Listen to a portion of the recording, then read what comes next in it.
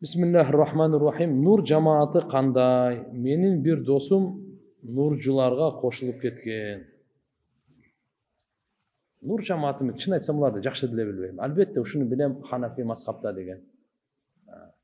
Ана мындай да туугандар. Ушуну билип коюңуз. Бардыгын жакшы көрүңүз, бирок пайгамбарыбыздын айтканынан чыкпаңыз. Пайгамбардын сөзү менен бир шейхтин сөзү келип калса, шейхтин сөзүн кое туруңуз да. Пайгамбар саллаллаху алейхи вассалам карма. Албетте эгерде бир жамаат, кээ бир жамааттарды мен билем, мечитке намазга келгенге жок да, чакырбайт да, жашыруун эле окуп жүргөн болчу, андай болбош керек. Өзү жамаат болуп бөлүнүп алган жакшы эмес. Баарыбыз да бирдей эле, бардыгы. Биздин алдыбызда үлгүбүз бар, биздин алдыбызда кармана турган жолубуз бар, ал пайгамбарыбыздын жолу болуп эсептелет. Ошон үчүн биз кайра сабак айтып атабыз, тууган, келиңиз. Ким гана болбойлу, пайгамбарыбыздын сүннөтү менен биздики ошо менен гана багланат. Ошондо биз адашпайбыз. Болбосо 99,000 жамаатка бөлүнөбүз, эртеге чачырап кетебиз. Биз бир жолду кармайлы пайгамбар тап келген жол. Кудайга шүгүр, Кур'ан, хадистен келген түшүнбөгөн фикх маселесин Абу Ханифа рахимахуллах, Алла кабырын нурласын, кандай кылып бизге талкан кылып берип койгон, аны карабайм. Мен кандай адам болсом, ошондой адам мага туш келеби. Бул турмуш боюнча го дейм. Кур'ан-ы Каримде айтат, пакиза таза эркектерге пакиза таза аялдар, бузуку эркектерге бузуку аялдар, пакиза таза аялдарга пакиза таза эркектер. Бул жалпы эреже ушундай. Жалпы эреже ушундай. Ошон үчүн пайгамбарыбыздын осуяттарына келет, силер ата-энеңерге кандай болсоңор, бала чакаңар силерге ошондой болот дейт. Силер башкалардын аялдарына кандай болсоңор, силердин аялдарыңарга башка эркектер ошондой болот дейт. Ата-энем намазды кийинчерээк оку дейт, бирок мен эмне кыларымды билбей жатам. Жок, тууган. Балагаттан кийин бул фарыз. Эмгеде ата-эне динден түшүнүгү узак болушу мүмкүн. Бирок акырын алардын да көңүлүн оорутпаңыз, бирок бул намаз Аллахтын фарызы. Балагатка толгон болсоңуз, бул жерде махлуктун ага каралбайт. Ла таата фил махлук фи маъсиятил халик. Угуңуз, пайгамбар саллаллаху алейхи вассалам бизге берген момундай алтын эреже бар. Алла Таала арам кылган нерселерде махлукка баш ийүү жок. Ата-эне уурлук кыл десе, арак ич десе, адам өлтүр десе баш ийүү жок. Ата-эне Алла Таалага ширк келтир десе баш ийүү жок. Намазды окуба десе анда баш ийүү жок таксырда. Бул жерде Алла Таалага күнөө болуп калат да.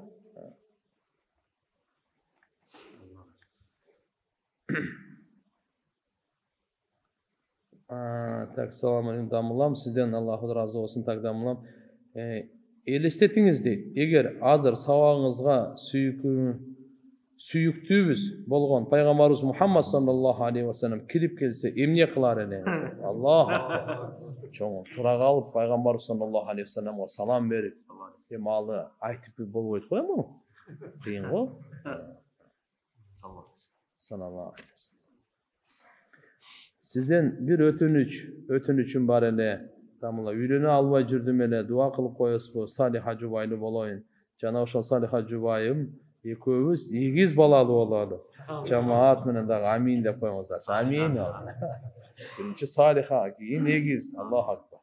Давай биринчи сиз алыңыз. Бая бир киши айтыптыр да. Шейх дуа кылыңыз, балалуу болоюн. Болуптур, дуа кылат экен. Жыл сайын эле келе берет экен. Токточу, сени берге үйлөндүң беле десе, жок дейт экен. Бул дуа кыла бериптир да, ол баланы. Үйлөнүңүз, анан дуа кылайлы. Үйлөнүлүк болбой калат. Бир келин боюнда бар кезинде күйөөсү менен ажырашып, ата-эненин үйүндө төрөгөн. Чогуу жашабай калганда 4 жыл болот, май айында. 3 талакты бүгүн келиндин инисине СМС аркылуу бериптир. 3 талак бердим чолпонго. Бирок ошол кезде келин айыз учуру экен. Ошондо келин 2 айыз көрүп, кийин турмушка чыга берсе болобу? Жок. Өзү туугандар талак айыз учурунда бербеш керек. Шариятта көрсөтүлгөн талакты ал тазалык учурунда берилет. Жолу боюнча. Шарияттын көрсөтмөсү ушундай. Эми албетте ынтымакка чакырат, сүйлөшүүгө чакырат, диалог, келишим, бири-бирин кечирим, эки турмуш куруп кетсин. Таптакыр акыркы чек болуп калганда, мейли ажырашууга уже келип калганда бир талак берсин дейт. Качан? Таза учурунда жана кошулбаган учурда. Бир талак берсин. Болду. Шарияттын жолу ушу көрсөтмөсү ушундай. Анан барып туруп ошо мисалы аз карап бул 3 талак берген туура эмес. Бир. Экинчиси, үчөө тең бул түшөт бирок. Айызда берген туура эмес. Бирок бул да түшөт.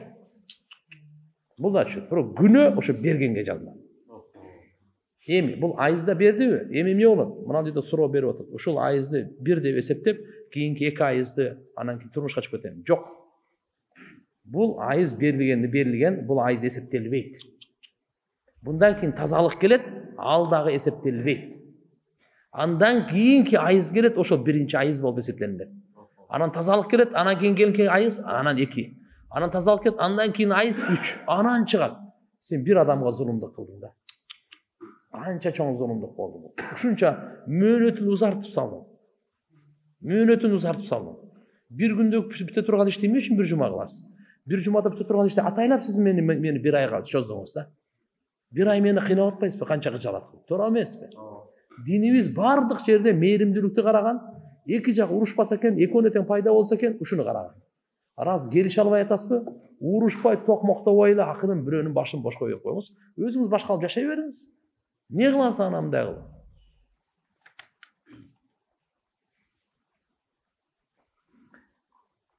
Эркектерге катуу эскертип айтып коюңузчу. Өз милдеттерин унутуп коюшту. Аялдар иштеп, балдарды багып баштадык. Эркектер урбасынчы, аялдарды кордоп салышты. Биз аялдар чарчадык, бактылуу болуп жашагыбыз керек дейт. Аллах.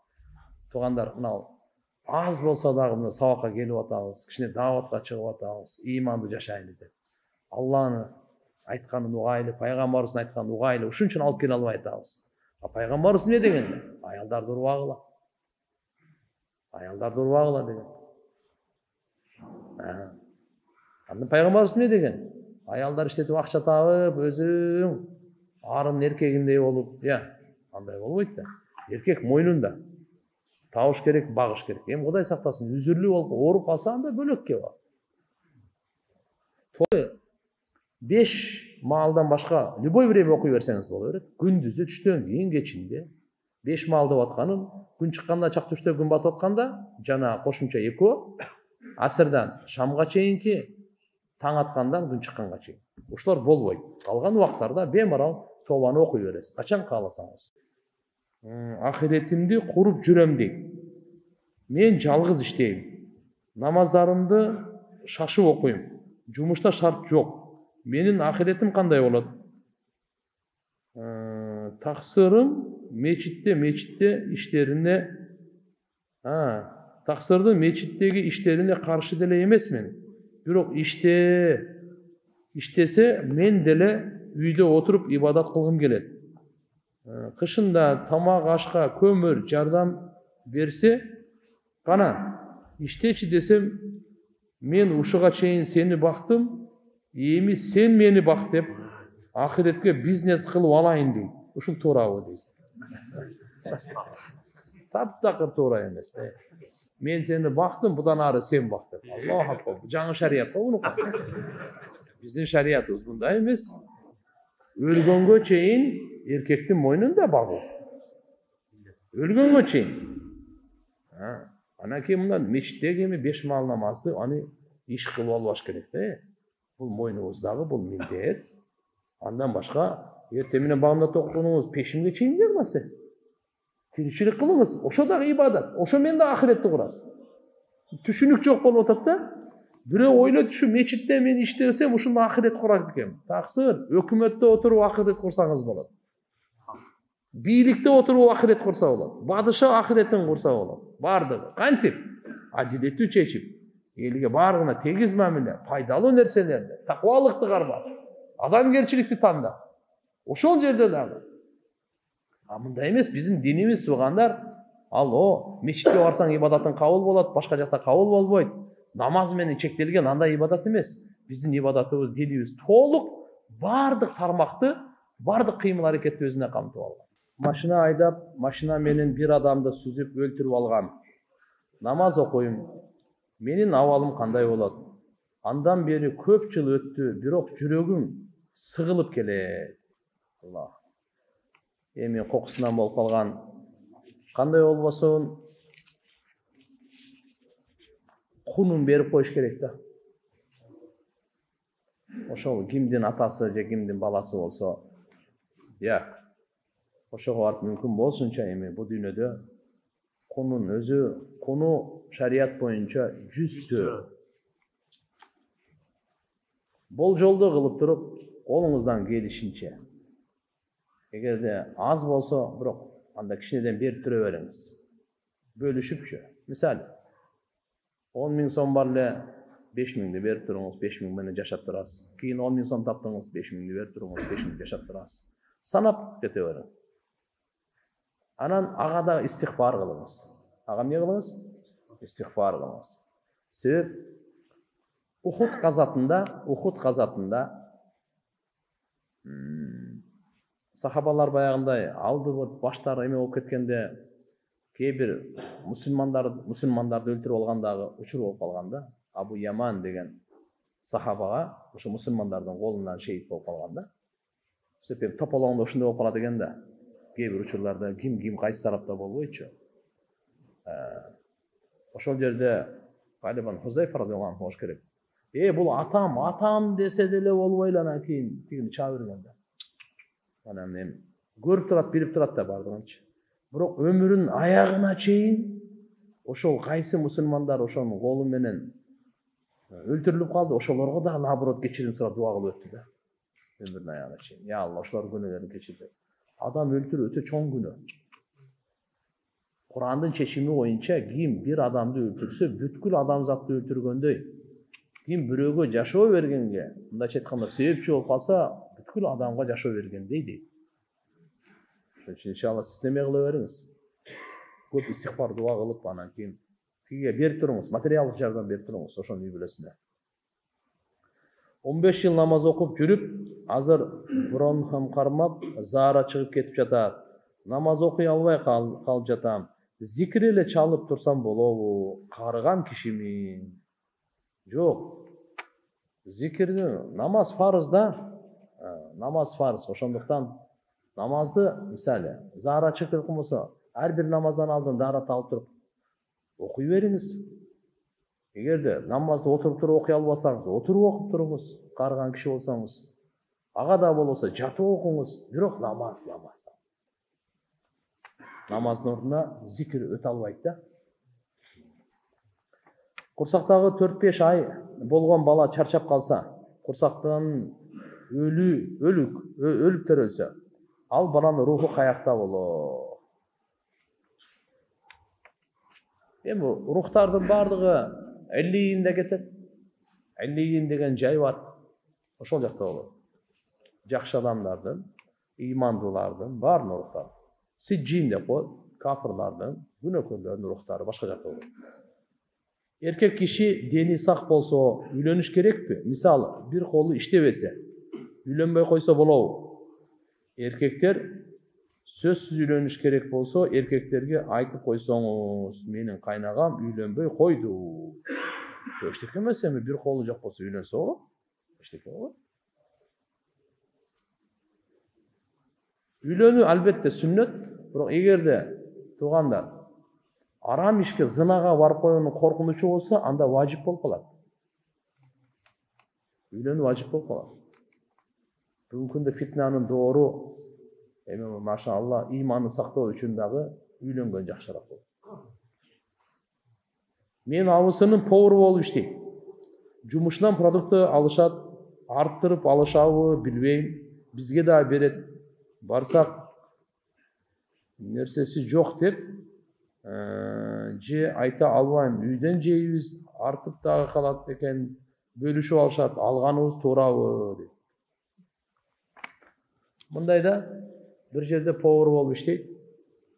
Ал жерден артып калган тамактарды, продукталарды ошол кожоюндун уруксатсыз алса болбойт. Кожоюн эгерде уруксат берген болсо, мени алып кете бер десе, болду, анда ага адал. Эгер кожоюн билбесе, анда ал адал эмес. Албетте бир маселе, бул мусорго ыргытыла турганын билесиз. Мусорго ыргытылып кетиши мүмкүн да. Мүмкүн эмес, ошо ыргытып беришет да. Ошого кетирбестен туруп исрап кылбай алып калсаңыз, анда кожоюн уруксаты да кереги жок. Түшүнүктүбү? Же болбосо бир жерде бир мусордон бир нерсе таап алсаңыз, карасаңыз бир жакшы бөтөлкө турат. Же бир жакшы эле буюмду же болбосо нанды, жакшынакай нанды ыргытып берген экен алып коюп. Аны бардыгы жалпы таштанды да, ыргытып койгон жерде. Ал таза эле. Аны алдап колдонсоңуз, ал эч кимге ээлик эмес да.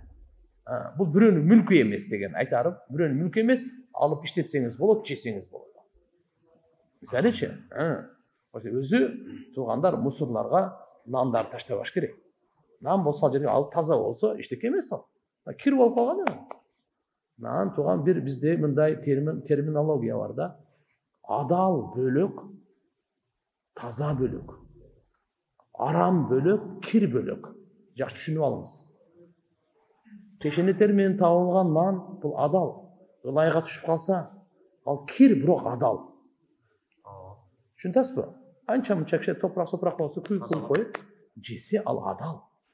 Эми арамдан табылган, уурулук жол менен алынган. Ол биринчи сорт эмес, высший сорт менен да монда торт кылып берсе дагы ал арам ал. Таза болсо дагы ал арам. Таза менен адалды, арам менен кирди ажыратып алыш керек. Кыздарым Айша медресеси бар, балдарга 1-класстан баштап окуй турган медресе мектеп ачып бересизби суранам. Үйдөн таалим өтсөк, бирок чөйрө бузуп окуйда. Жок, Кудай кааласа иншалла бүгүнкү күндөрдө мечиттер бар. Үйдө диний китептерди окуганга мүмкүнчүлүктөр бар. Баяндамалар, онлайндан сабактар бар. Ошолорго катышып, балдарга таалим тарбия бере берели, аракет кылайлы. Аялдардын таксырларына арызданып атат дейт. Не деп? Мечитте сылык экен, үйдө орой. Мечитте такыба, үйдө жахил. Мечитте чынчыл, үйдө жалганчы. Чыныгы мусулман кандай болуш керек? Айтып коесузбу эркектерге? Машалла. Бар эркектер отурабыз да. Чыныгы мусулман көчөдө, мечитте, үйдө, бардык жерде сиз айткандай болуш керек. Бирок туура айтат туугандар. Биз мечиттеги алган тарбияны, нурду, жөнөкөйлүк, пайгамбар саллаллаху алейхи ва саллям сүннөттөрүн үйгө алып барайлы. Биринчи бизден жакындарыбыз пайдалансын. Акчаңыздан эмес, сиздин мүнөзүңүздөн, сиздин адебиңизден, сиздин кичпейилдигиңизден, сиздин берешендүүлүгүңүздөн, сиздин кечиримиңизден эң биринчи сиздин аялыңыз пайдалансын. Аял бала чакаңыз пайдалансын, бир туугандарыңыз пайдалансын. Сөзсүз эле акча андан эмес.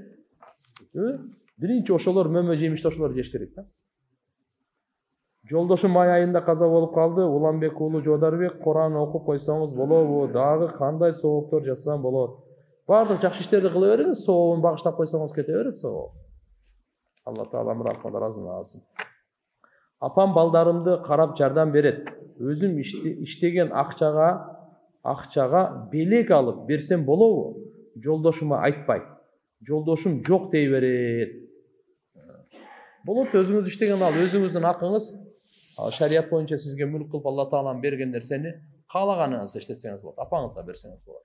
Субхана роббика роббил хамди ва салам. Алхамдулилlah.